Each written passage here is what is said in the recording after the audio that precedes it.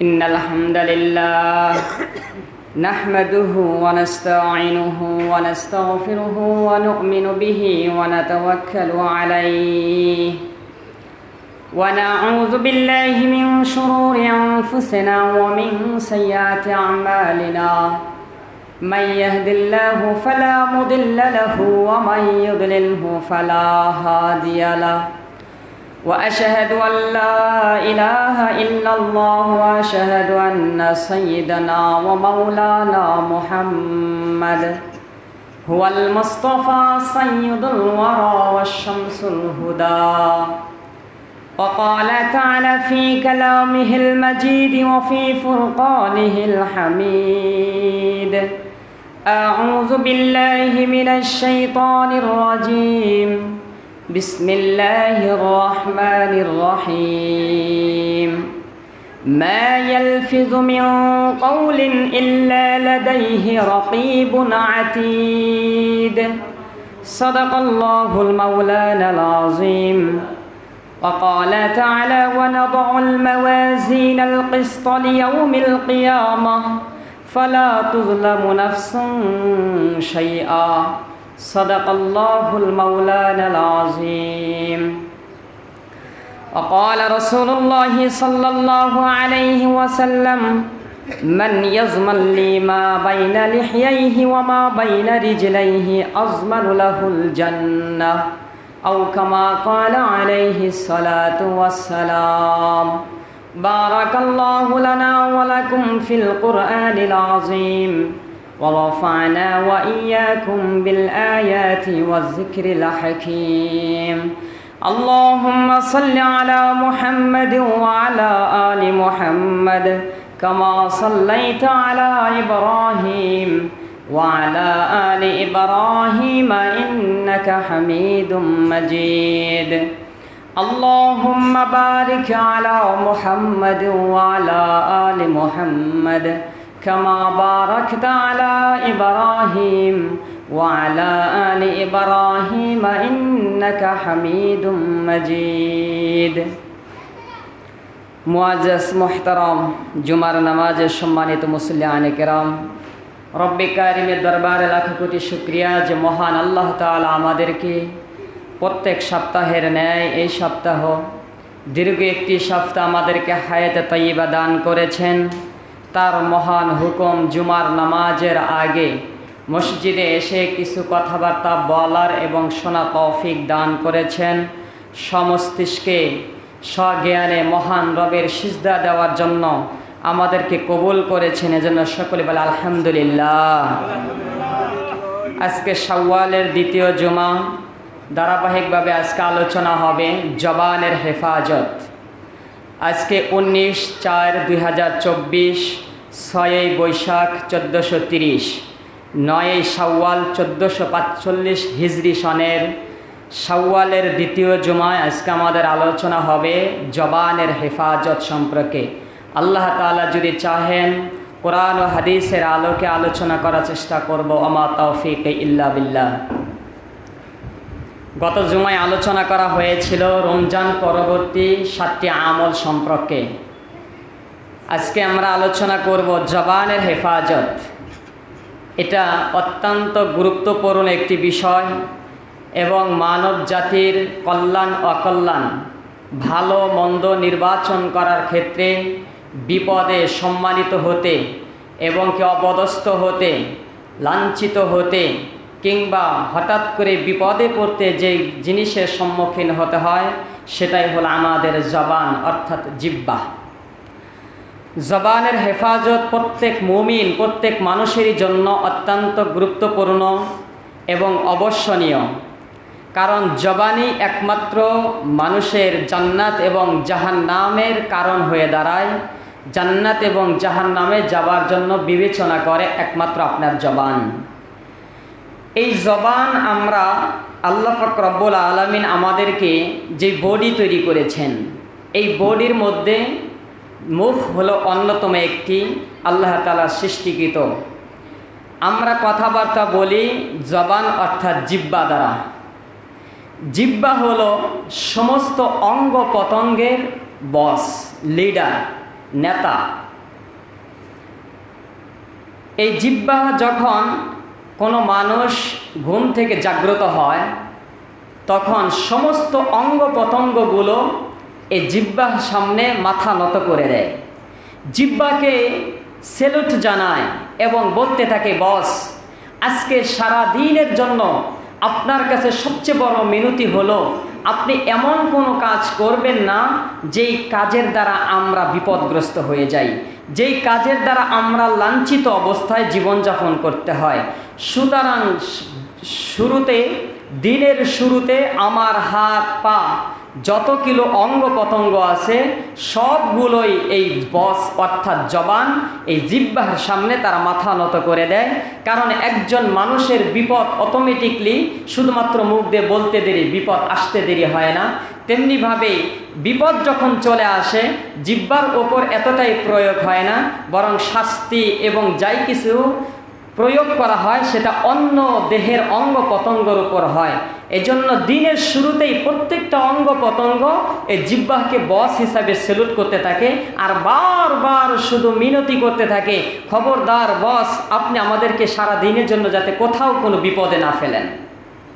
জিহ্বা আল্লাহ তাআলার এমন একটি মাখলুক, এমন একটি সৃষ্টিকৃত অঙ্গ প্রত্যঙ্গ আমাদেরকে দান করেছেন, এটা দেহের সবচাইতে সমস্ত অঙ্গ প্রত্যঙ্গের চাইতে এটা সবচেয়ে সাহসী, এটা সবচাইতে শক্তিশালী।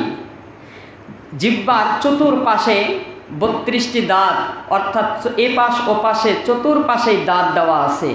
যে কোনো মুহূর্তেই এই জিহ্বা এই দাঁতের বিপদের সম্মুখীন হতে পারে। যে কোনো মুহূর্তে জিহ্বার যদি দাঁতের সাথে কামড় লেগে যায়, ব্যথায় বাঁচা যায় না। এরপরেও জিহ্বার এত সাহস, চতুর্পাশে তার শত্রু থাকা সত্ত্বেও এই জিহ্বা আল্লাহর নাফরমানি করতে দ্বিধা করে না। জিহ্বা আল্লাহর নাফরমানি করতে দ্বিধা করে না। আবার চতুর্দিকে শত্রু থাকা সত্ত্বেও জিহ্বা আল্লাহর শুকর গুজার করতেও কাউকে দ্বিধা করে না। সুতরাং সমস্ত অঙ্গ প্রত্যঙ্গকে এই জিহ্বা কেমন যেন সেগুলোকে প্রতিদ্বন্দ্বী মনে করে না, বরং একাকিত্ব শক্তির সাথে যে অঙ্গ প্রত্যঙ্গ আমার মধ্যে রয়েছে সেটা হলো একমাত্র জিহ্বা। আল্লাহ পাক রব্বুল আলামিন এটাকে আরও একটি অলৌকিক শক্তি দিয়েছেন। আমার হাত দ্বারা কোনটা ঠান্ডা কোনটা গরম, কিংবা কোনটা নরম কিংবা কোনটা শক্ত, সীমিত কিছু বিষয় আমি হাত দ্বারা আমি স্পর্শ করার দ্বারাই আমি বুঝতে পারি। কিন্তু জিহ্বাকে আল্লাহ তাআলা এত শক্তি দিয়েছেন যে এই জিহ্বা একসাথে আল্লাহর সৃষ্টিকৃত সমস্ত খাবার দাবারের মধ্য থেকে 5000 খাবারের শক্তি, 5000 খাবারের স্বাদ একসাথে তিনি গ্রহণ করতে পারে। জিহ্বা এত শক্তিশালী, পাওয়ারফুল একটা অঙ্গ প্রত্যঙ্গ। দেখবেন একই সাথে টকও নিছেন, ঝালও নিছেন, মিষ্টিও নিছেন, লবণও নিছেন, প্রত্যেকটা আলাদা আলাদা স্বাদ বলে দিবে। খাবারের এই অংশ টক ছিল, এই অংশ মিষ্টি ছিল, এই অংশ ঝাল ছিল, এই অংশ লবণাক্ত ছিল। প্রত্যেকটা খাবার একসাথে লোকমা করে নিলেও প্রতিটি খাবারের স্বাদ আলাদা আলাদা করে বুঝিয়ে দেয়। এটা একমাত্র জিহ্বা। এটা কোন প্রাণী? জিহ্বা একটা মাখলুক, আল্লাহ তাআলার সৃষ্টি। আমি এতটা আলোচনায় যাচ্ছি না, জিহ্বা নিয়ে আলোচনা করতে গেলে অনেক আলোচনা করা যাবে। আমি যে জিনিসটা জবানের হেফাজত সম্পর্কে আলোচনা করব, যেহেতু জবান অর্থাৎ মুখ দ্বারা কথা বলতে হয়, আর মুখের পাওয়ারফুল যেটা সেটা হলো জিহ্বা। এজন্য জিহ্বার কিছু পরিচয় আপনাকে দিলাম। আল্লাহর পয়গম্বর সাল্লাল্লাহু আলাইহি ওয়াসাল্লাম বলেন, জবান এবং 2টি ফাঁকা তোমাদের মধ্যে রয়েছে। এই 2টা ফাঁকা জায়গাকে যদি কোনো ব্যক্তি হেফাজত করতে পারে তাহলে ওই ব্যক্তি, আল্লাহ তাআলা বলেন, ওই ব্যক্তি জান্নাতে চলে যাবে। আল্লাহ রাসূল সাল্লাল্লাহু আলাইহি ওয়াসাল্লাম বলেন, মান ইয়াজমাল্লি মা বাইনা লাহইয়াইহি ওয়া মা বাইনা রিজলাইহি, যদি কোনো ব্যক্তি 2টি ফাঁকা জিনিসকে হেফাজত করে, 2টি ফাঁকা জিনিসকে তিনি হেফাজতের সাথে রাখতে পারে। একটি ফাঁকা হলো মা বাইনা লাহইয়াইহি, 2টি হলো ঠোঁটের মধ্যবর্তী স্থানে যে ফাঁকাটা রয়েছে। ওয়া মা বাইনা রিজলাইহি, 2 পায়ের ফাঁকা জায়গার মধ্যে যে ফাঁকাটা রয়েছে, এই 2 ফাঁকাকে যদি কোনো ব্যক্তি হেফাজত করতে পারে, আজমানুলাহুল জান্নাহ, এই 2টা হেফাজত করার দ্বারাই বান্দা জান্নাতে চলে যাবে। তাহলে 2টি ফাঁকা, একটি ফাঁকা হলো 2 ঠোঁটের মধ্যবর্তী স্থানের ফাঁকা, যেটাকে মুখ অথবা জিহ্বা বলা হয়। আরেকটি ফাঁকা হলো 2 পায়ের মধ্যবর্তী স্থানে ফাঁকা, এটা হলো লজ্জা স্থান। এটা কোন স্থান? লজ্জাস্থানের যে ফাঁকা রয়েছে এটাকে যদি কোনো ব্যক্তি হেফাজত করতে পারে তবে সে জান্নাতে চলে যাবে। এই দুইটা ফাঁকাকে যদি কোনো ব্যক্তি নিয়ন্ত্রণহীন করে ফেলে, এই দুইটাকে যদি বেগানা করে ফেলে, এই দুইটাকে যদি আয়ত্তের বাহিরে চলে ফেলে, তাহলে ওই ব্যক্তি অবধারিত সে জাহান্নামে চলে যাবে। কারণ লজ্জাস্থানকে যদি কেউ অপভাবে ব্যবহার করতে পারে, জেনা আর জেনা, মুখ দ্বারা যদি এটাকে অপব্যবহার করতে থাকে, আল্লাহ নাশুকর আর নাফরমানি, সুতরাং নাফরমানি এবং অবাধ্যতার কারণে আল্লাহর পাইগাম্বার বললেন এই দুইটাই তোমার জান্নাত এবং জাহান্নামে যাওয়ার জন্য একমাত্র মাধ্যম। একটি ফাঁকা হলো তোমার মুখের ফাঁকা, আরেকটি হলো দুই পায়ের মধ্যবর্তী স্থানের ফাঁকা, অর্থাৎ জবান এবং লজ্জাস্থানকে যদি তুমি হেফাজত করতে পারো, আমি নবী সাক্ষ্য দিলাম আজমানুল্লাহুল জান্নাত, তুমি অবশ্যই জান্নাতে চলে যাবে। তাহলে আজকে আমরা আলোচনা করব, যেহেতু জবানের হেফাজত, লজ্জাস্থান দিয়ে তো আর কথা বলা যায় না, লজ্জাস্থান দিয়ে তো মানুষকে কোনো কিছু বোঝানো যায় না, কোনো কিছু বোঝাইতে হলে কথা বলতে হবে, আর কথাটাকেই জবান বলা হয়। সুতরাং আজকে আমরা হাদিসের এক অংশ আলোচনা করব, সেটা হলো জবান, অর্থাৎ একটি ফাঁকা, সেটা হলো মুখের ফাঁকা। কোন ফাঁকা? মুখের ফাঁকা, মানে জবানের হেফাজত করা। তাহলে লজ্জাস্থানের আলোচনা যদি আনুষঙ্গিক কোনো দিন আলোচনা আসে ইনশাল্লাহ করব। আজকে আমরা জবানের হেফাজত সম্পর্কে আমরা লাহইয়াইহি অর্থাৎ জবানের যে হেফাজতের ব্যাপারে কয়েকটি আমরা 4টা জিনিস অধিকাংশ সময় থেকে বিরত থাকব। জবানের হেফাজত করার ক্ষেত্রে সর্বপ্রথম আল্লাহর পয়গম্বর সাল্লাল্লাহু আলাইহি ওয়াসাল্লাম বললেন, তুমি যদি জান্নাতে যেতে চাও তাহলে তোমার এই জবান দ্বারা 1 নম্বর দায়িত্ব হলো তোমার অন্য কোনো মুসলমান ভাই কিংবা প্রতিবেশী তোমার এই জবান, তোমার এই মুখ থেকে যাতে পরিপূর্ণ নিরাপদে থাকে। কি থাকে? নিরাপদে থাকে। আল্লাহর পয়গম্বর সাহাবায়ে কেরাম জিজ্ঞাসা করলেন, ক্বালু ইয়া রাসূলুল্লাহ আইয়ুল ইসলামি আফজালু, ইসলামের মধ্যে সবচাইতে উত্তম জিনিস কি, সবচাইতে ভালো জিনিস কোনটা? আল্লাহর পয়গম্বর বললেন, মান সালিমাল মুসলিমুনা মিন লিসানি ওয়া ইয়াদিহি, ওইটাই তোমাদের কাছে সবচাইতে বেশি উত্তম এবং সবচাইতে ভালো, সেটা হলো মান সালিমাল মুসলিমুনা মিন লিসানি ওয়া ইয়াদিহি। যদি তুমি মুসলমান ইসলাম গ্রহণ করার পর তোমার জবান দ্বারা এবং তোমার হাত দ্বারা অন্য প্রতিবেশী যদি সেটার থেকে নিরাপদ থাকে, এটাই ইসলামের মধ্যে সবচেয়ে উত্তম আমল। কিছু কিছু আমল সাহাবায়ে কেরামের দিকে নির্দিষ্ট করে আল্লাহর পয়গম্বর ইসলামের মধ্যে আফজল শব্দ ব্যবহার করেছেন। যেমন যদি কোনো ব্যক্তি ঝগড়াতে আমার কাছে এসে জিজ্ঞাসা করে, হুজুর আমি কোন আমলটা করলে ভালো হবে, তাহলে আমার বিবেক বলে দেবে যে তোমার সর্বপ্রথম মানুষের কাছ থেকে ঝগড়া ফিতনা থেকে বেঁচে থাকে তোমার জন্য উত্তম আমল। যদি কোনো জেনাখোর আসতেন তাহলে রাসূল বলতেন তুমি জেনা থেকে বিরত থাকো। যদি কোনো চোর আসতেন বলতেন তুমি চুরি করা থেকেই তোমার জন্য উত্তম আমল। যদি কোনো জেহাদি প্রেরণার সাহাবায় আসতেন তাহলে আল্লাহর পয়গম্বর বলতেন তুমি জেহাদে যাওয়াই তোমার জন্য উত্তম আমল।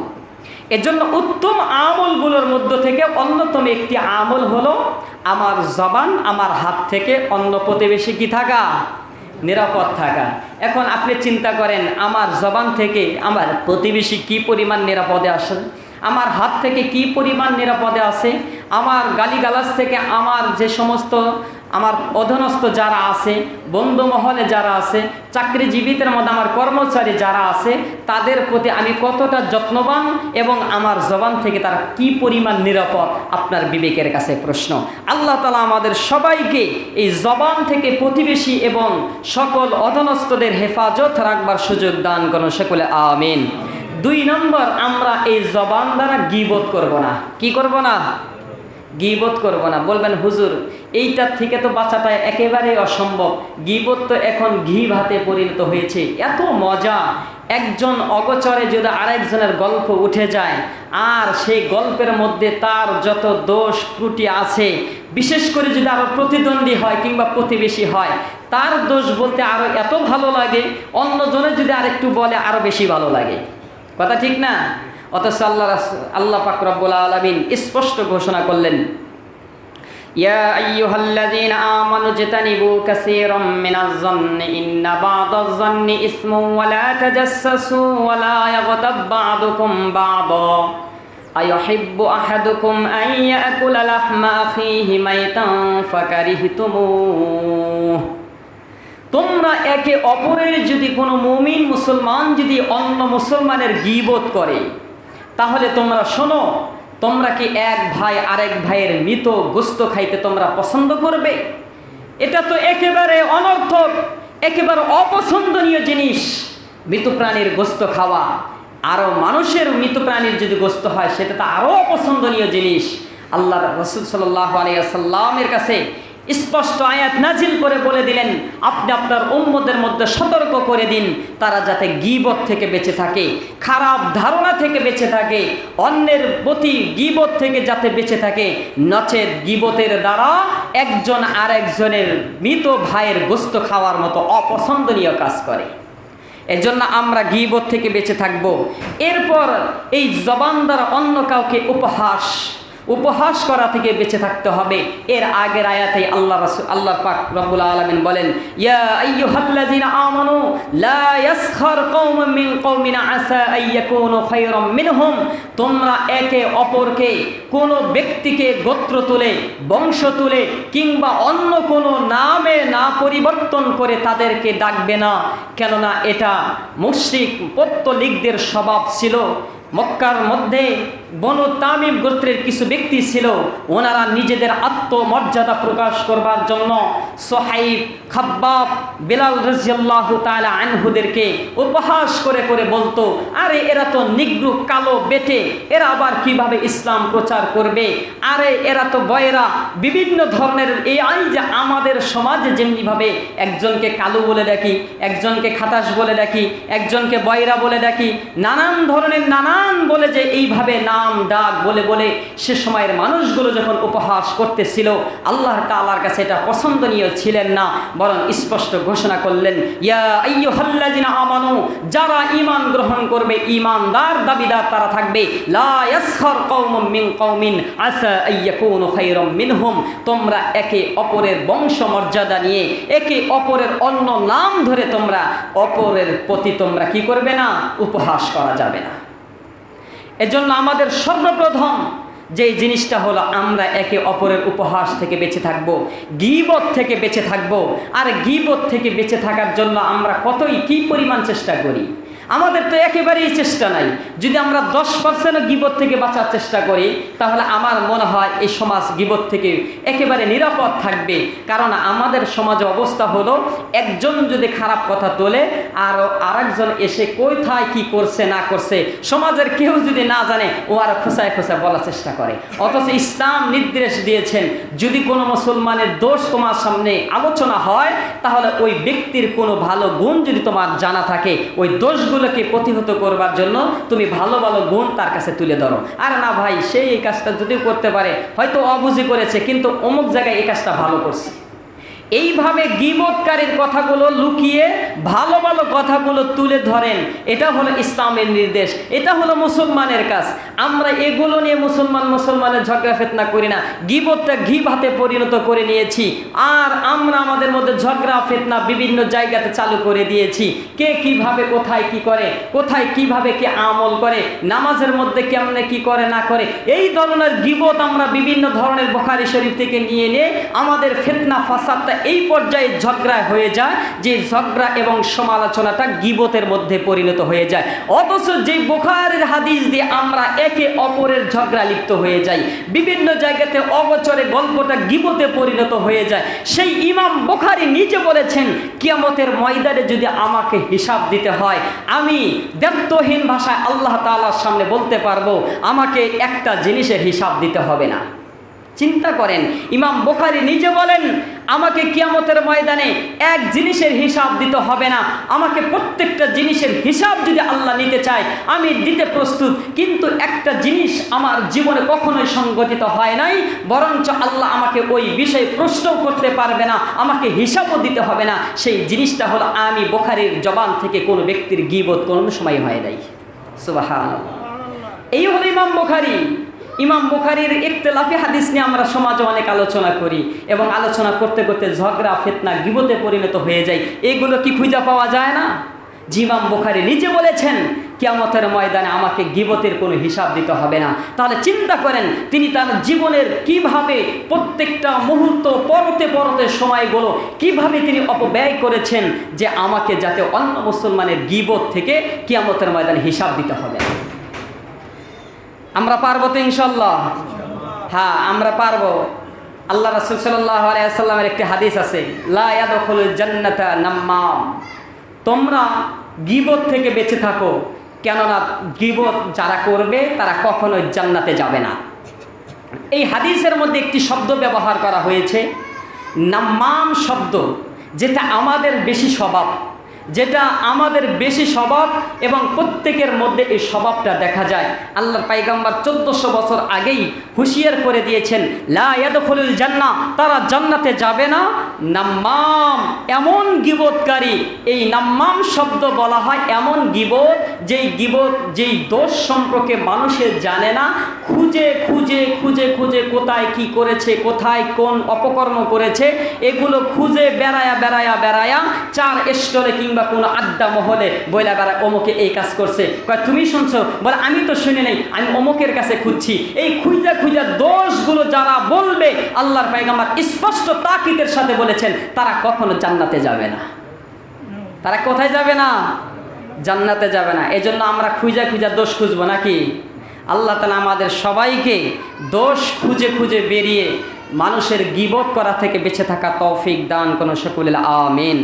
3 নম্বর, আমাদের জবানের হেফাজত করতে হলে অনর্থক কথাবার্তা থেকে বেঁচে থাকতে হবে। অনর্থক একেবারে যেগুলো কাজে আসে না, যেগুলো কাজবিহীন, অর্থবিহীন কিছু কথা না বললেই চলে, এমন কথাবার্তা থেকে আমাদেরকে বেঁচে থাকতে হবে। এটা মুমিনের অন্যতম সিফতের মধ্যে আল্লাহ তাআলা বর্ণনা করেছেন, ওয়াল্লাযীনা হুম আনিল লাগবি মুরিদুন, যারা মুমিন হবে, মুত্তাকি হবে, মুমিনের বৈশিষ্ট্যের মধ্যে অন্যতম একটি বৈশিষ্ট্য হলো ওয়াল্লাযীনা হুম আনিল লাগবি মুরিদুন, তারা অনর্থক সমস্ত কাজ কাম এবং কথাবার্তা থেকে বেঁচে থাকবে। আল্লাহর পয়গম্বর সাল্লাল্লাহু আলাইহি ওয়াসাল্লাম বললেন, আমি কি তোমাদেরকে এমন কিছু কথা বলবো, আতাদরুনা মা আকসারা মা তাদখুলুন নাসাল জান্নাহ, আমি কি তোমাদেরকে বলবো না যে কিছু এত কোন মানুষ, অর্থাৎ অধিকাংশ মানুষ কোন কারণে জান্নাতে যায়? তোমরা কি বলতে পারো? আতাদরুনা মা আকসারা মা ইয়াদখুলুনাল জান্নাহ, অধিকাংশ মানুষ কোন কাজের জন্য জান্নাতে যায়? তোমরা কি বলতে পারো? সাহাবায়ে কেরাম বললেন, আল্লাহু ওয়া রাসূলুহু আ'লামু, আল্লাহ এবং আল্লাহ রাসূলই ভালো জানেন। আল্লাহর পয়গম্বর বললেন, যারা অধিকাংশ মানুষগুলো জান্নাতে যাবে 2টা বৈশিষ্ট্যের কারণে, একটি হলো তাকওয়াল্লাহ ওয়া হুসনুল খালকি, একটা হলো আল্লাহ তাআলার ভয়, অন্তরে পরিপূর্ণ তাকওয়া অবলম্বন করা, আরেকটি হলো হুসনুল খালক, মানুষের সাথে ভালো ব্যবহার করা, ভালো কথাবার্তা বলা। এই 2টা জিনিস দ্বারা অধিকাংশ মানুষ জান্নাতে চলে যাবে। এরপর আল্লাহর পয়গম্বর বললেন, আতাদরুনা মা আকসারু ইয়াদখুলুন নাসাল নার, অধিকাংশ মানুষ জাহান্নামে যাবে কোন কারণে, সেটা কি তোমরা বলতে পারো? আল্লাহর পয়গম্বর সাহাবায়ে কেরাম বললেন, আল্লাহ এবং আল্লাহ রাসূলই ভালো জানেন। আল্লাহ পয়গম্বর বললেন, আল জাওফান, 2টা ফাঁকা জিনিসের মাধ্যমে আমার উম্মতের মধ্যে বেশি মানুষ জাহান্নামে যাবে। একটা ফাঁকা জায়গা হলো আল ফামু, অর্থাৎ মুখের জবান, মুখের মধ্যবর্তী 2 ঠোঁটের মধ্যে যে ফাঁকা জায়গা রয়েছে, এই ফাঁকা জায়গাকে হেফাজত না করবার কারণে আমার অধিকাংশ উম্মত জাহান্নামের দিকে চলে যাবে। ওয়াল ফারজু, আর 2 নাম্বার হলো লজ্জাস্থান। সুতরাং লজ্জাস্থান এবং জবান, এই 2টা যদি নিয়ন্ত্রণহীন হয়ে যায়, অধিকাংশ মানুষ তখন জাহান্নামের দিকে পদদলিত হবে। হাদিসের শুরু অংশ আমি বলেছিলাম যে আজকে আলোচনাই হবে শুধুমাত্র একটি দ্বারা।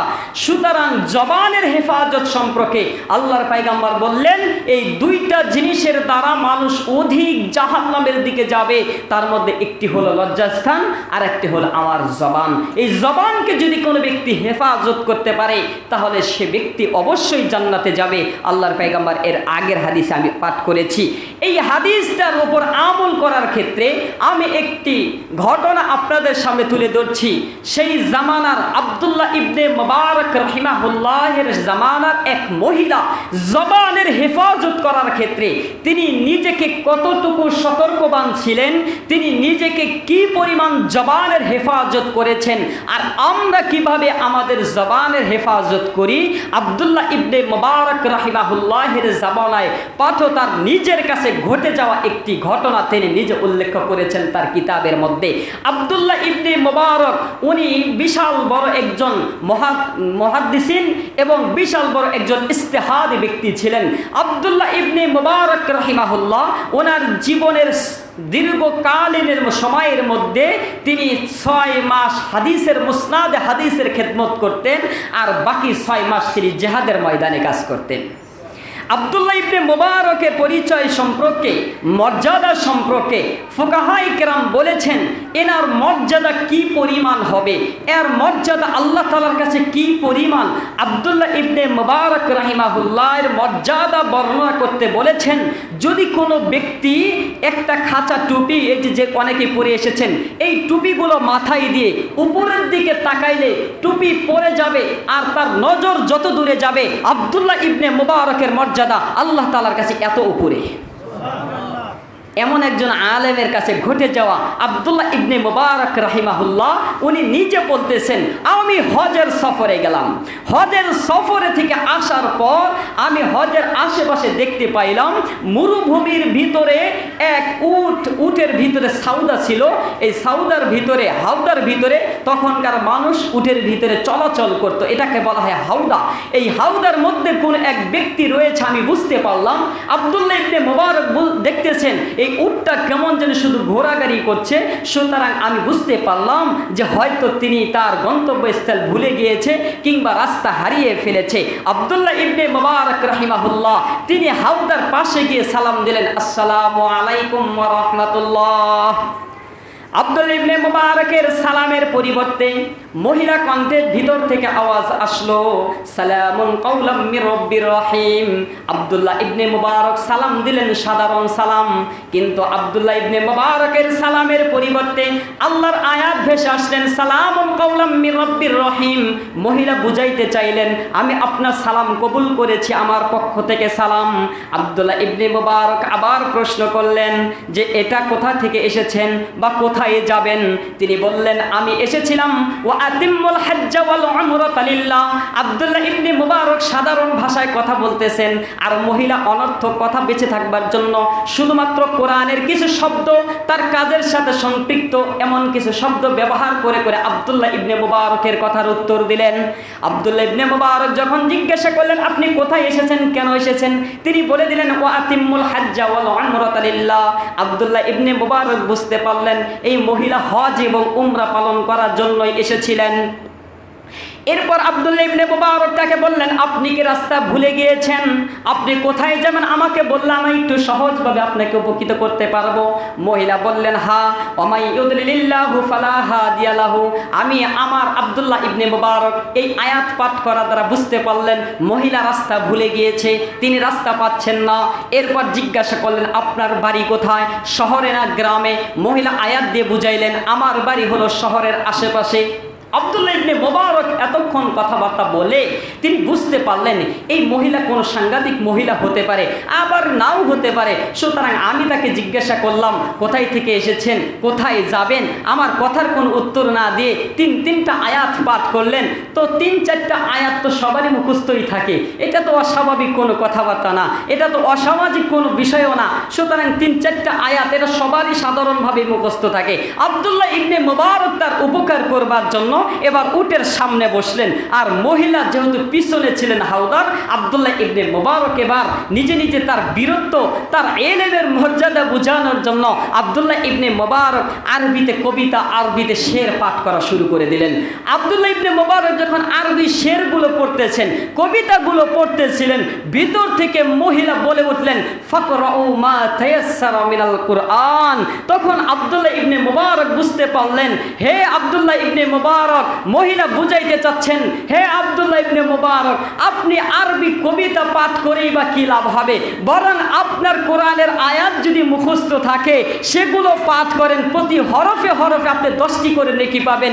কিয়ামত পর্যন্ত আপনি আরবি শের পাঠ করার দ্বারা কোন হরফের সওয়াব পাবেন না, বরং ফাকরাউ মা তায়াসসারা মিনাল কোরআন, আমি আপনাকে ইঙ্গিত করলাম আরবি শের বাদ দিয়ে আপনি কোরআনের আয়াত পাঠ করতে থাকেন।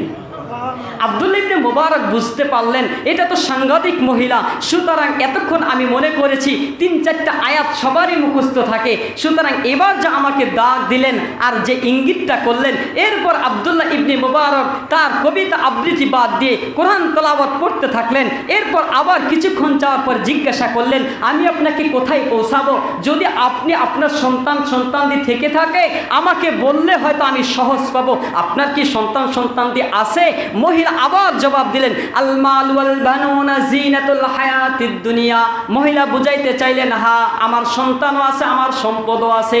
আব্দুল্লাহ ইবনে মুবারক এবার জিজ্ঞাসা করলেন, আপনার সন্তানগুলোর নাম যদি বলেন আমি আরো সহজে পৌঁছাইতে পারবো। এবার মহিলা ভিতর থেকে বললেন, ইব্রাহিম ওয়া ইসমাঈল ওয়া ইসহাক ওয়া ইয়াকুব। আমার চারটা সন্তান রয়েছে, একটার নাম ইব্রাহিম, একটার নাম ইসমাঈল, একটার নাম ইসহাক, আরেকটার নাম ইয়াকুব। এই 4টা সন্তানের নাম যখন বললেন, এক পাশে দিয়ে তিনি হাওদাকে উটকে তখন বিরতি দিলেন। এদিকে সন্তানগুলো তার মাকে খুঁজে খুঁজে তন্ন তন্ন করে ফিরলেন। যখন দেখতে পাইলেন যে একটা উটের হাওদা সহকারে এখানে এসেছেন, তার সন্তানগুলো বুঝতে পারলেন এইটাই হয়তো আমার মা এখানে এসেছেন। আব্দুল্লাহ ইবনে মুবারক যখন সেখানে গন্তব্য করলেন, তার সন্তানের কাছে মাকে ফিরিয়ে দিলেন।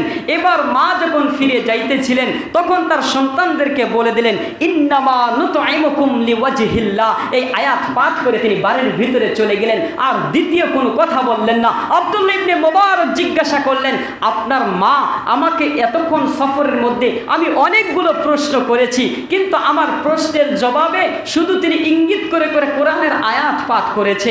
এখন যে কথাটা বললেন আমি অর্থাৎ আপনাদের কাছে পৌঁছে দিয়েছি, এখন আমি চলে যাই। ওনার সন্তানরা বললেন, না, আমার মা একথা শেষ বলে দিলেন যে ইন্নামা নুতঈমুকুম লিওয়াজহিল্লাহ, তোমাদের কাছে মেহমান এসেছে, আল্লাহর ওয়াস্তে তাকে মেহমানদারি ছাড়া তাকে ফেরত দেবেন না। সুতরাং এই মেহমানদারির মধ্যে আব্দুল্লাহ ইবনে মুবারক তাদের সন্তানগুলোকে জিজ্ঞাসা করলেন, আমার সাথে ঘটে যাওয়া যে ঘটনার মধ্যে আপনার আম্মাজান শুধু কোরআনের আয়াত থেকে আমাকে ইঙ্গিত করে করে আনুষঙ্গিক কথা বুঝিয়েছেন, এই ঘটনা এর অবস্থাটা কি আপনাদের পরিবারের মধ্যেও এভাবে চলে? তার সন্তানগুলো বললেন, হ্যাঁ, আমার মা যেদিন শুনেছে মুখের জবানকে হেফাজত করতে হবে, লজ্জাস্থানকে হেফাজত করতে হবে, আমার আম্মাজান জবানের হেফাজতের হাদিসটা যখন থেকে শুনেছেন তখন থেকে আমার আম্মাজান নিজেকে হেফাজত করবার জন্য, অনর্থক কথা থেকে বেঁচে থাকবার জন্য বাড়তি কোনো কথা না বলে আমাদের কাছ থেকেও এভাবে আমরা প্রত্যেকটা প্রশ্নের যখন করতে থাকি, আমার আম্মাজান আমাদের প্রত্যেকটা প্রশ্নের জবাব কোরআনের কোনো আয়াতের সাথে মিল রেখে এভাবে বলে বলে দীর্ঘকাল নয়, বরং আজ থেকে 20 বছর যাবত আমার মা এভাবে জবানের হেফাজত করে আসছে। একজন মহিলা আব্দুল্লাহ ইবনে মুবারক নিজে বললেন যে আমার কাছে ঘটে যাওয়া এক মহিলার তার জবানের হেফাজত এইভাবে করেছেন। আমি আপনি চিন্তা করি আমি কি পরিমাণ জবানের হেফাজত করি, আর আমি অনর্থক কথা থেকে কি পরিমাণ বেঁচে থাকি। সুতরাং আল্লাহ তাআলা আমাদের সবাইকে অনর্থক কথাবার্তা থেকে, অনর্থক গল্প ফাহেসা গল্প গুজব থেকে সবাইকে বেঁচে থেকে পরিপূর্ণ মুত্তাকির পথে আল্লাহ তাআলা কবুল করুন, সকলে আমিন। 4 নম্বর, জবানের হেফাজতের জন্য আমাদেরকে যে কাজটা করতে হবে সেটা হলো মিথ্যা ছাড়তে হবে, সত্য বলতে হবে। কি ছাড়তে হবে? কি ছাড়তে হবে?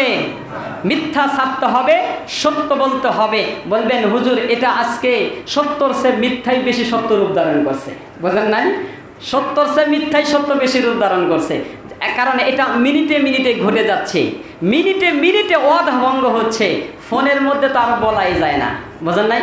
মুজার মেল থেকে ফোনে কথা কয় আমি মগবাজার আছি, এটা মগবাজার, এরকম তো আরো বহু আছে, আরো কতজনে কত কিছু শোনে বলে, এটা তো শোনা যায়, বুঝেন নাই? আমার রুম তো রাস্তার পাশেই, অনেকের অনেক কথাই শুনি। তো এই যে এই পরিমাণ মানুষকে মিথ্যা বলা আর ধোঁকা দেওয়া, এরা জান্নাতে যাবে নাকি বলেন? এর দ্বারা জবানের হেফাজত হবে? মিথ্যা ছাড়তে হবে, সত্য কথা বলতে হবে। আল্লাহর পয়গম্বর বললেন, ইন্নাস সাদাকা ইয়াহদি ইলাল বিররি, প্রত্যেক সত্য কথা, প্রতিটি সত্য কথা হলো প্রত্যেকটা উত্তম কাজ। ওয়া ইন্নাল বিররা ইয়াহদি ইলাল জান্নাহ, আর প্রত্যেকটা উত্তম কাজ তোমাকে জান্নাতের দিকে নিয়ে যাবে। হাত্তা রাজুলা হাত্তা ইয়াকুনু সিদ্দিকান, যতক্ষণ পর্যন্ত এই ব্যক্তি সত্যতার উপরে থাকবে, সত্যবাদী প্রয়ণতা থাকবে।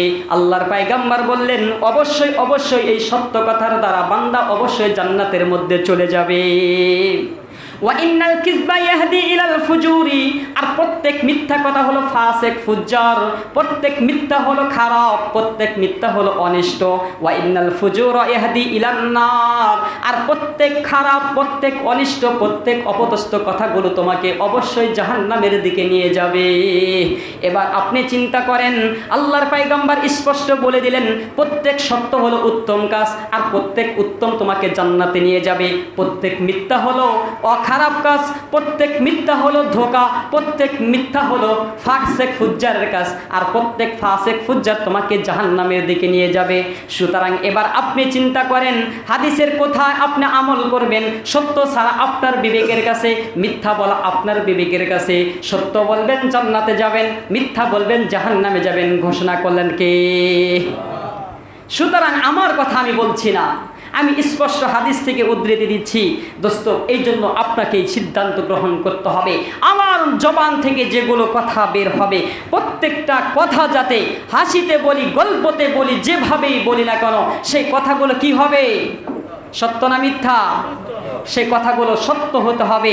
দোস্ত, আপনি হয়তো মনে করতে পারেন আমি আমার নাতনিকে ঘুম পাড়াচ্ছি, এখানে মিথ্যা অনেক গল্প বলে বলে দাদা নাতনি এইভাবে ঘুম পাড়ায়। পারা কি পারায় না? পারায় না কথা। অনেক সময় যখন গল্প মজে যায়, এক একজনে মিথ্যার আসর জমিয়ে জমিয়ে কার গল্পটা বেশি প্রাধান্য পায়, অমুকের ঘটে যাওয়া গল্পের তুলনায় আরেকজন আরেকটা সুন্দর করে বানিয়ে তার চাইতে আরও মিথ্যা ঘটনা বলে বলে তার চাইতে আরও বেশি প্রাধান্য পাওয়ার জন্য গল্পর আসর মজমা বসে। বসে কি বসে না? বসে। হাসিতে হোক, গল্পে হোক, অন্যকে খুশি করার উদ্দেশ্যে হোক, এবং কি নাতি নাতনিকে যদি ঘুম পাড়ানোর উদ্দেশ্যেও আপনি মিথ্যা বলেন, আল্লাহর পয়গম্বর স্পষ্ট ঘোষণা করলেন, ইয়াজিল্লু বিহা ইয়াজিল্লু বিহা ইয়াজিল্লু বিহা ফিন্নার, অবশ্যই তারা জাহান্নামের ভিতরে পড়বে। আবআদা মিম্মা বাইনাল মাশরিকি ওয়াল মাগরিবি, মাশরিক এবং মাগরিবের মধ্যবর্তী স্থান, অর্থাৎ পৃথিবীর এক প্রান্ত থেকে অপর প্রান্তর মধ্য থেকে যতটুকু ফাঁকা জায়গা রয়েছে, যতটুকু অতল গহীন তলদেশে রয়েছে, হাসির মধ্যে হোক, গল্পের মাধ্যমে হোক, এবং কি অন্যকে খুশি করার মাধ্যমে হোক, যদি কোনো ব্যক্তি মিথ্যা বলে, ইয়াজিল্লু বিহা ফিন্নার, অবশ্যই সে ব্যক্তি মাশরিক এবং মাগরিবের চাইতে, এর চাইতেও বেশি জাহান্নামের তলদেশে তিনি নিক্ষিপ্ত হবে। নাউজুবিল্লাহ বলবেন না? এজন্য আমাদের মিথ্যা বলার অবকাশ আছে। নাতিকে ঘুম পাড়ানোর ক্ষেত্রে মিথ্যা বলা যাবে, বন্ধুকে খুশি করার ক্ষেত্রে মিথ্যা বলা যাবে, গার্লফ্রেন্ডকে বলা যাবে নাকি বলেন? হ্যাঁ, কোথাও মিথ্যা বলার অবকাশ নাই। আল্লাহ রাসূল সাল্লাল্লাহু আলাইহি ওয়াসাল্লাম স্পষ্ট ঘোষণা করেছেন, সুতরাং জাহান্নামের গভীর অতল তলদেশে তোমাকে নিক্ষিপ্ত করা হবে, তোমার জবান থেকে মিথ্যা বের হলে এই শাস্তি। সুতরাং কাকে খুশি করার জন্য, কাকে রাজি করার জন্য, কাকে ঘুম পাড়ানোর জন্য, কাকে তুমি মহব্বতের জন্য মিথ্যা আশ্বাস দিয়ে দিয়ে কথা বলছো, জবান থেকে বের করেছে যেহেতু তুমি, জাহান্নামে পড়বেই তুমি। সুতরাং এবার আপনি নিজের জবানের কাছে, আপনার বিবেকের কাছে প্রশ্ন করেন, আপনি আপনার এই জবান থেকে কি পরিমাণ মিথ্যা সাক্ষ্যর মাধ্যমে অপর বন্ধুকে, অপর প্রতিবেশীকে, অপর আমার প্রতিদ্বন্দ্বী ব্যক্তিগুলোকে মিথ্যা সাক্ষ্যর মাধ্যমে তাদেরকে কি পরিমাণ আমি হেনস্থ করেছি, মিথ্যা সাক্ষ্যর মাধ্যমে নির্দোষ নির্মমভাবে নির্যাতিতভাবে যুগের বুজুর্গ আলেমদেরকেও যারা মিথ্যা সাক্ষ্যর মাধ্যমে শাস্তি দিতে প্রণীত করেছে, তাদের অবস্থা জাহান্নামের কোন তলদেশে হবে। আপনি নিজের বিবেকের কাছেই প্রশ্ন করেন, আপনার জবান মিথ্যা থেকে কি পরিমাণ হেফাজতে রয়েছে। আপনি আপনার বিবেকের কাছে প্রশ্ন করেন, আমি আমার এই মিথ্যা এই জবান থেকে কতটুকু পরিমাণ, যেই জবান আল্লাহর শুকরগুজার করার কথা ছিল, যেই জবান সদা সর্বদা হর হামেশা আল্লাহর শুকরগুজারের কথা ছিল, আমি দিনের শুরু থেকে শেষ পর্যন্ত সারা দিনে কি পরিমাণ আল্লাহর শুকরগুজার করেছি আর কি পরিমাণ নেতার গুণগান গেয়েছি। আমি এই জবান দিয়ে সারা দিনের কতক্ষণ আমি আল্লাহর প্রশংসা করেছি আর কি পরিমাণ আল্লাহর কুফরি করেছি। আমি সারা দিনে কি পরিমাণ নবীর সিরাত সম্পর্কে আলোচনা করেছি, সুন্নতের ইত্তেবা করেছি আর কি পরিমাণ বিদআতের মধ্যে আমি লিপ্ত হয়েছি। আমি কি পরিমাণ আমার এই জবান দিয়ে মানুষকে সুপরামর্শ দিয়েছি আর কি পরিমাণ খারাপ পরামর্শ দিয়েছি। হিসাব প্রত্যেকটা জবানের একমাত্র নেবেন কে? কে নেবেন? আল্লাহ নেবেন। তাহলে আমার এই জবানের হেফাজত করার দরকার আছে না নাই? জবানের হেফাজত করেছেন যিনি গোটা উম্মতের সবচাইতে শ্রেষ্ঠ মর্যাদার অধিকারী, যিনি শুধু আমার উম্মতে মুহাম্মাদি উম্মতের মধ্যে শ্রেষ্ঠত্ব অর্জন করেছেন এমনটি নয়, বরং ইব্রাহিম আলাইহিস সালাম, ঈসা আলাইহিস সালাম, লূত আলাইহিস সালাম, নূহ আলাইহিস সালাম, ইয়াকুব আলাইহিস সালাম, হুদ আলাইহিস সালাম, সকল উম্মতের শ্রেষ্ঠত্ব উম্মত যিনি মর্যাদা লাভ করেছেন, আল্লাহর পয়গম্বর যার ব্যাপার স্পষ্ট ঘোষণা করে দিয়েছেন, এমন এক সাহাবী, আমাদের সবচাইতে মর্যাদাপূর্ণ সাহাবী আবু বকর রাদিয়াল্লাহু তাআলা আনহু, উনি ওনার জবানকে কি পরিমাণ হেফাজত করেছেন, উনি ওনার জবান এই জিহ্বা নিয়ে কি পরিমাণ টেনশন করেছেন। উনি বলেন, আমি মাঝে মাঝে আবু বকর রাদিয়াল্লাহু তাআলা আনহু নিজের জবানকে হেফাজতের জন্য এতটাই চিন্তিত হয়েছেন, তিনি তার জিহ্বাকে বের করে হাত দিয়ে টেনে টেনে বলতেন, আমার নিজেকে আমার সবচাইতে বেশি টেনশন হয় এই জিহ্বার জন্য, আমাকে না জানি এই জিহ্বা জাহান্নামের দিকে নিয়ে যায়। অথচ আল্লাহর পয়গম্বর বলেছেন, আবু বকরিন ফিল জান্নাহ ইয়ামশি আলাল আরদি, জমিনের মধ্যে আবু বকর সবচেয়ে বড় এবং জমিনের মধ্যে আবু বকর হলো জান্নাতের সার্টিফিকেট প্রাপ্ত একজন ব্যক্তি। তাহলে এমন জান্নাতের সার্টিফিকেট প্রাপ্ত ব্যক্তি, কত শত উম্মতের মধ্যে শ্রেষ্ঠ ব্যক্তি, সেই উম্মতের মধ্যে শ্রেষ্ঠত্ব লাভ করার পরেও যদি আবু বকর রাদিয়াল্লাহু তাআলা আনহু তার নিজের জবান, নিজের জিহ্বাকে টেনে ধরে ধরে তিনি চিন্তা করতে থাকেন আর বলতে থাকেন, হায় আমার কাছে টেনশন মনে হয়, না জানি এই জিহ্বা আমাকে কোন কাজের জন্য, না জানি আমাকে কিয়ামতের দিন কোন মুসিবতে ফেলে দেয়, না জানি আমাকে কোন বিপদে ফেলে দেয়। আমি সবচাইতে আমার জীবনের সবচেয়ে বড় টেনশন করি আমি আমার এই জিহ্বা নিয়ে। তাহলে আপনি কি টেনশন করেন? টেনশন আছে আমাদের? আমাদের তো সেই টেনশন নাই। কিন্তু আল্লাহর পয়গম্বর আরো হাদিসের মধ্যে বলেছেন, ইন্নাল আবদা লা ইয়াতাকাল্লামু বিল কালিমাতি মিন রিজওয়ানিল্লাহ, যদি কোনো ব্যক্তি আল্লাহ তাআলাকে খুশি করার উদ্দেশ্যে তার জবান থেকে একটি মাত্র কথা বলে, লা ইলকি লাহা বালান ইরফাহুল্লাহু বিহা দারাজাতান, আল্লাহ তাআলাকে খুশি করার উদ্দেশ্যে তার জবান থেকে একটি জবান বের হবে আর আল্লাহ তাআলা তার মর্যাদা বেরিয়ে দেবে। এজন্য কথা আমার সদা সর্বদা একমাত্র কার উদ্দেশ্য হবে? কাকে খুশি করার উদ্দেশ্য হবে? নেতাকে না আল্লাহকে? কাজেই আপনি নিজের বিবেকের কাছেই প্রশ্ন করেন, এই জবান আমার বিরুদ্ধে সাক্ষ্য দেবে। আল্লাহ সাল্লাল্লাহু আলাইহি ওয়াসাল্লাম স্পষ্ট বলে দিলেন, উম্মতে মুহাম্মাদি তোমাদের সেদিন কোনো উপায় থাকবে না, কারণ তোমাদের প্রত্যেকটা অঙ্গ প্রত্যঙ্গ তোমার বিপক্ষ সাক্ষ্য দেবে। আল্লাহর আয়াত তোমাদেরকে ঘোষণা করেন, আল ইয়াউমা নাখতিমু আলা আফওয়াহিহিম ওয়া তুকাল্লিমুনা আইদিহিম ওয়া তাশহাদু আরজুলুহুম বিমা কানু ইয়াকসিবুন। কোথায় কি করেছেন না করেছেন আল্লাহ তাআলা প্রত্যেকটা অঙ্গ প্রত্যঙ্গের কাছ থেকে সাক্ষ্য নেবে, তোমাকে নির্দিষ্টভাবে জিজ্ঞাসা করা হবে না। অন্য আয়াতের মধ্যে বলেন, হাত্তা ইদা মা জাউহা শাহিদা আলাইহিম সামউহুম, কিয়ামতের ময়দানে যখন সব কিছুকে সামনে আনা হবে, বান্দা তখন বলবে, আল্লাহ আমার কিছু নিজের ব্যক্তিগতভাবে সাক্ষ্য দেন, আমি আপনার সাক্ষ্য মানি না। আল্লাহ পাক রব্বুল আলামিন তখন তার নিজের সাক্ষ্য হিসাবে প্রত্যেকটা অঙ্গ প্রত্যঙ্গ আনবেন, ও আবসারহুম, তার চক্ষুগুলো এভাবে সাক্ষ্য দিতে থাকবে, এবং কি এক পর্যায়ে এসে বলেন, ও জুলুদুহুম বিমা কানু ইয়াকসিবুন, এবং তার নিজের চামড়া, নিজের ত্বক পর্যন্ত তার বিরুদ্ধে সাক্ষ্য দিতে থাকবে। জাহান্নামীরা তখন বলবেন, ক্বালু লিজুলুদিহিম লিমা শাহিদতুম আলাইনা, হে আমার ত্বক, সারাদিন আমি তোকে ফেয়ার অ্যান্ড লাভলি মেখেছি, আমি তোকে শাওয়ার জেল মেখেছি, গোসল শেষে আমি তোকে লোশন মেখেছি, কত দামি দামি তেল মেখেছি, আজকে আমার ত্বক হয়ে তুই আমার বিরুদ্ধে কেন সাক্ষ্য দিলে? তখন ত্বকগুলো বলবে, এই চামড়াগুলো তখন বলবেন, ক্বালু আনতাকানাল্লাহুল্লাযী আনতাকা কুল্লা শাই, যে আল্লাহ প্রত্যেকটা অঙ্গ প্রত্যঙ্গর বাক শক্তি দান করেছে, যে আল্লাহ প্রত্যেকটা বাক শক্তি আমার অঙ্গ প্রত্যঙ্গকে ফুটিয়ে দিয়েছে, সেই আল্লাহ তো আমার এই চর্মগুলোকে, আমার এই ত্বককে সাক্ষ্য দেওয়ার জন্য আমাকে বাক শক্তি দিয়েছে। সুতরাং যে আল্লাহ আমাকে আমানত হিসাবে তোমার কাছে পাঠিয়েছিল, যদিও তুমি তোমার সেই জামানার সবচেয়ে বড় দামি দামি ফেয়ারনেস এবং সবচেয়ে বড় দামি দামি কসমেটিক মেখে মেখে ফর্সা করেছো ঠিক, কিন্তু আল্লাহর শুকরগুজারি করা তোমার জন্য তৌফিক হয় নাই, আল্লাহর শুকরগুজারি করা, আল্লাহর অনুগত্য করা তোমার সুযোগ হয় নাই। সুতরাং আজকে আমি কোথায় কি করেছো না করেছো, আমি তোমার